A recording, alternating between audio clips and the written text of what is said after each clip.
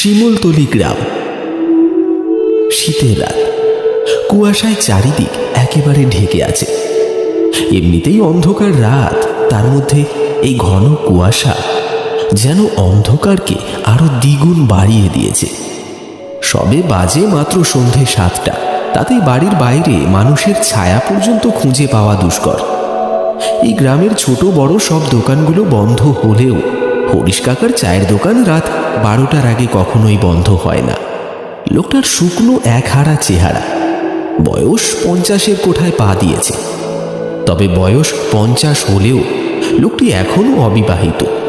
পরনে একটা গেঞ্জি আর একটা টুকরো ধুতি। শীত হোক বা গরম, তাকে এই রূপে সব সময় দেখতে পাওয়া যায়। হরিশ কাকা এই গ্রামের সবচেয়ে পুরনো চায়ের দোকানদার। তিনি অনেক ছোটবেলা থেকেই এই দোকানটি চালাচ্ছেন। বেশিরভাগ সময় গ্রামের ছেলেপুলেরা